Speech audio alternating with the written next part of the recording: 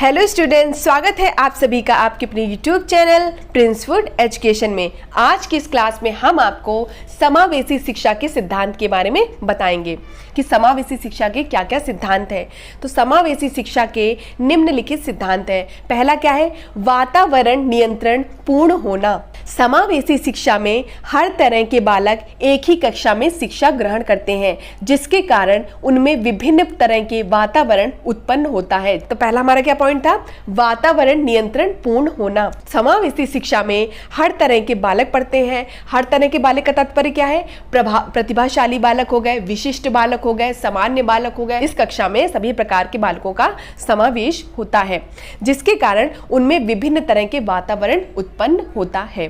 Second point है विशिष्ट कार्यक्रमों के द्वारा शिक्षा। समावेशी शिक्षा विशिष्ट कार्यक्रमों द्वारा बालकों को शिक्षा प्रदान करने का सबसे अच्छा तरीका है। समावेशी शिक्षा जो है वो विशिष्ट कार्यक्रमों द्वारा बालकों को शिक्षा प्रदान करने का सबसे अच्छा तरीका है। बालक विशिष्ट कार्यक्रमों में भाग लेकर या उन्हें देखकर उनके अंदर अधिगम की शक्ति को बढ़ाया जा सकता है, क्योंकि सभी प्रकार के बालकों को एक साथ शिक्षा देने का उद्देश्य इतना है कि जो उनकी अधिगम क्षमता है, जो सीखने की जो क्षमता है, अधिगम मतलब क्या होता है? सीखना। सीखने की जो क्षमता है उसको बढ़ाया जा सके। तो विशिष्ट कार्यक्रमों के द्वारा शिक्षा के बारे में क्या लिखा है? समावेशी शिक्षा विशिष्ट कार्यक्रमों द्वारा बालकों को शिक्षा प्रदान करने का सबसे अच्छा तरीका है। बालक विशिष्ट कार्यक्रमों में भाग लेकर या उन्हें देखकर उनके अंदर अधिगम की शक्ति को बढ़ाया जा सकता है। थर्ड पॉइंट है हमारा भेदभाव रहित शिक्षा। समावेशी शिक्षा जहां बिना किसी भेदभाव के सामान्य तथा विशिष्ट बालकों को एक साथ शिक्षा दी जाती है, जिससे उनके अंदर जो भेदभाव की भावना है उसको मिटाया जा सके। एक साथ शिक्षा देने का तात्पर्य यही है कि उनके अंदर जो भेदभाव की भावना है उसको मिटाया जा सके। समावेशी शिक्षा भेदभाव को दूर करने, छुआछूत को दूर करने का एक सबसे अच्छा उदाहरण है। ठीक है, समावेशी शिक्षा भेदभाव को दूर करने, छुआछूत को दूर करने का एक सबसे अच्छा उदाहरण है। फोर्थ पॉइंट क्या है? व्यक्तिगत रूप से विभिन्नता। जो बालक समावेशी शिक्षा ग्रहण करते समय उन्हें किसी भी तरह की परेशानी होती है तो उन्हें व्यक्तिगत रूप से शिक्षा दी जाती है। व्यक्तिगत रूप से विभिन्नता मतलब हुआ कि सभी प्रकार के इसमें बालक पढ़ते हैं और प्रत्येक बालक जो होता है वो एक दूसरे से भिन्न होता है। ठीक है, अगर उन्हें किसी भी तरह की परेशानी होती है तो उन्हें व्यक्तिगत रूप से शिक्षा प्रदान की जाती है। फिफ्थ क्या है? लघु समाज का निर्माण। समावेशी शिक्षा में हर प्रकार के बालक जैसे सामान्य बालक, प्रतिभाशाली बालक, विशिष्ट बालक, अपंग बालक एक ही विद्यालय में एक ही साथ शिक्षा ग्रहण करते हैं, जिससे उनमें एक लघु समाज का निर्माण होता है। तो पहला पॉइंट हमने क्या पढ़ा था? वातावरण नियंत्रण पूर्ण होना। दूसरा पॉइंट पढ़ा था विशिष्ट कार्यक्रमों के द्वारा शिक्षा। तीसरा पॉइंट पढ़ा था भेदभाव रहित शिक्षा। चौथा पॉइंट है व्यक्तिगत रूप से विभिन्नता और पांचवा है लघु समाज का निर्माण।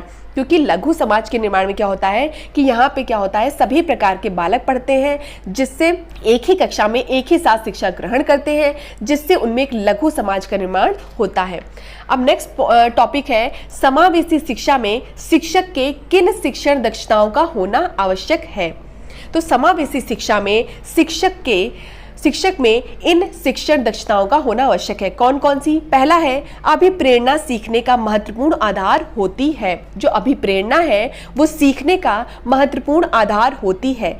शिक्षक को इस बात का ध्यान रखना चाहिए कि वह छात्रों को नकारात्मक प्रेरणा प्रदान न करे, बच्चों की निंदा करना, दंड देना इत्यादि। समावेशी शिक्षा में एक अध्यापक में यह दक्षता भी होना चाहिए कि किसी कार्य को प्रारंभ करने से पहले छात्रों को यह बता देना चाहिए कि वह कार्य किन किन आवश्यकताओं की पूर्ति कर सकेगी। तो पहला पॉइंट हमने देखा कि अभिप्रेरणा सीखने का महत्वपूर्ण आधार होती है। शिक्षक को इस बात का ध्यान रखना चाहिए कि वह छात्रों को नकारात्मक प्रेरणा प्रदान न करे, जैसे बच्चों की निंदा करना, दंड देना इत्यादि। समावेशी शिक्षा में एक अध्यापक में यह दक्षता भी होना चाहिए कि किसी कार्य को प्रारंभ करने से पहले छात्रों को यह बता दे कि जो कार्य वह कराने जा रहा है वह किन किन आवश्यकताओं की पूर्ति कर सकेगी। नेक्स्ट पॉइंट है, समावेशी शिक्षा में शिक्षकों का कार्यभार सबसे अधिक होता है, जिससे उन्हें कई परेशानियों का सामना करना पड़ता है और वह अत्यंत तनावग्रस्त और निराश हो जाते हैं। समावेशी शिक्षा में क्या होता है कि शिक्षकों का कार्यभार सबसे अधिक हो जाता है, जिससे क्या होता है, उन्हें कई प्रकार की परेशानियां होती हैं, उनका सामना करना पड़ता है और वह अत्यंत तनावग्रस्त और निराश हो जाते हैं और इसका प्रभाव क्या होता है, वो कक्षा में दिखाई देता है। समावेशी शिक्षा में शिक्षकों का कार्यभार सबसे अधिक होता है, जिससे उन्हें कई बार परेशानियों का सामना करना पड़ता है और अत्यंत बाद में क्या होता है, जिससे क्या होता है, वो तनावग्रस्त हो जाते हैं, निराश हो जाते हैं और इसके कारण कि क्लास में भी वह नकारात्मकता को प्रदर्शित करते हैं क्योंकि वो खुद टेंस्ड होते हैं। ठीक है, शिक्षक में समायोजन करने की दक्षता भी होनी चाहिए। फोर्थ पॉइंट क्या है, शिक्षक का व्यक्तित्व विद्यार्थियों के लिए आदर्श व्यक्तित्व होता है। मतलब शिक्षक का जो व्यक्तित्व होगा वो विद्यार्थियों पर प्रभाव डालता है। ठीक है, अतः शिक्षक को उच्च चरित्र एवं नैतिक मूल्यों से परिपूर्ण होना चाहिए। शिक्षक को ऐसे कार्य करने चाहिए जिनमें उन्हें ईमानदारी, नियमबद्धता जैसे गुणों का परिचय मिलता है। शिक्षक के निपुणता का प्रभाव विद्यार्थियों पर भी दिखाई पड़ता है। नेक्स्ट पॉइंट है, एक शिक्षक में इतनी दक्षता होनी चाहिए कि समावेशी शिक्षा के दौरान वे किस प्रकार के सहायता शिक्षण सामग्री TLM का प्रयोग करें, क्योंकि समावेशी शिक्षा ऐसी शिक्षा होती है जिसमें हर प्रकार के विद्यार्थी मौजूद होते हैं। तो शिक्षक उनके जरूरतों एवं आवश्यकताओं को ध्यान में रखते हुए सहायता शिक्षण सामग्री TLM का उपयोग करें। TLM मतलब क्या होता है, सहायक शिक्षण सामग्री।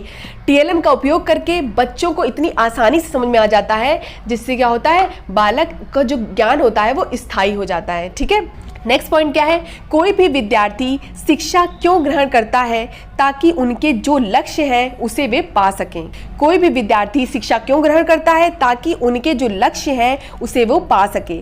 समावेशी शिक्षा में भी बच्चों के लक्ष्यों को ध्यान में रखकर उन्हें भावी जीवन के लिए तैयार करना चाहिए। एक शिक्षक में इन दक्षताओं का होना भी आवश्यक है।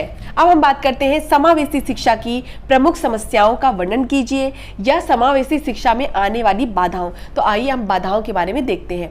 तो समावेशी शिक्षा के दौरान अनेक समस्याओं या बाधाओं का सामना करना पड़ता है, जिसमें से कुछ प्रमुख समस्या इस प्रकार है। पहला है शिक्षक में शिक्षण कौशलों की कमी।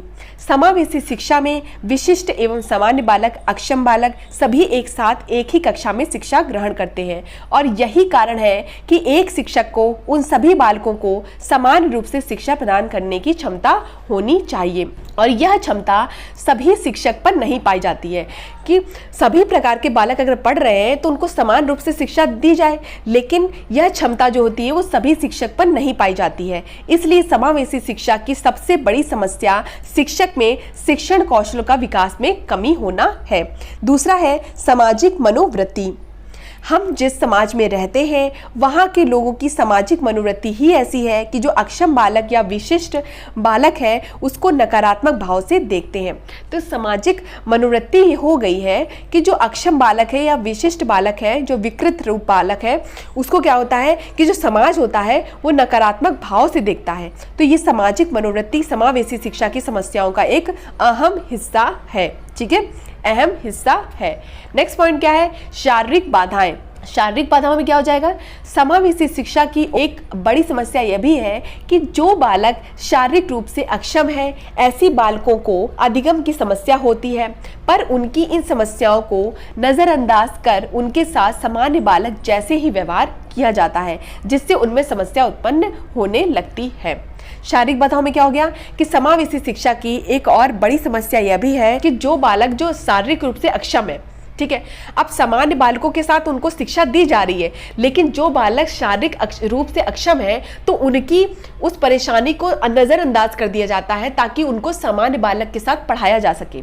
ठीक है, लेकिन उनकी जो इस समस्या को नज़रअंदाज किया गया है तो इससे भी उन पर गलत प्रभाव पड़ता है कि हमारी समस्या को ये लोग जो है वो नज़रअंदाज कर रहे हैं, तो इससे भी उनमें हीन भावना का विकास हो सकता है। ठीक है, तो यही बताया गया है कि समावेशी शिक्षा की यह बड़ी समस्या है कि जो बालक शारीरिक रूप से अक्षम है ऐसे बालकों को अधिगम रूप से समस्या होती है, जो अधिगम रूप से समस्या होती है, सीखने में समस्या होती है, पर उनकी इन समस्याओं को नज़रअंदाज कर दिया जाता है और उनके साथ सामान्य बालक जैसे ही व्यवहार किया जाता है, जिससे उनमें समस्या उत्पन्न होने लगती है। नेक्स्ट है पाठ्यक्रम। पाठ्यक्रम निर्माण करते समय इस बात का ध्यान रखना चाहिए कि पाठ्यक्रम लचीला हो, उपयोगी हो एवं सामान्य एवं विशिष्ट बालक या अक्षम बालक सभी के अनुरूप हो। मतलब पाठ्यक्रम ऐसा होना चाहिए, ऐसा लचीला होना चाहिए ताकि जो सभी प्रकार के बालक हैं उन सभी प्रकार के बालकों के वह अनुरूप हो, उनके ही अकॉर्डिंग हो। नेक्स्ट है भाषा और संवाद में समस्या। हम जानते हैं कि समावेशी शिक्षा में हर तरह के बालक शिक्षा ग्रहण करने आते हैं, जिसमें से कुछ बालक ऐसे होते हैं जिनको सुनने में, बोलने में या लिखने में, पढ़ने में बहुत ही पीछे होते हैं, जिस कारण भाषा को समझने और संवाद करने जैसी समस्याएं भी उत्पन्न होती हैं। क्योंकि समावेशी शिक्षा में सभी प्रकार के बालक पढ़ते हैं, तो सभी प्रकार के बालक पढ़ते हैं तो कुछ में सुनने की समस्या होती है, कुछ में पढ़ने की समस्या होती है, कुछ में बोलने की और कुछ में लिखने की। हमने इस क्लास में समावेशी शिक्षा के सिद्धांत के बारे में पढ़ा, शिक्षक की दक्षताओं के बारे में पढ़ा और जो होने वाली जो समस्याएं हैं, समावेशी शिक्षा में आने वाली जो बाधाएं हैं उसके बारे में पढ़ा। नेक्स्ट क्लास में हम आपको विशिष्ट शिक्षा एवं समावेशी शिक्षा में अंतर बताएंगे, ठीक है, उनका डिफरेंस बताएंगे। ठीक है, धन्यवाद, मिलते हैं अपनी नेक्स्ट क्लास में।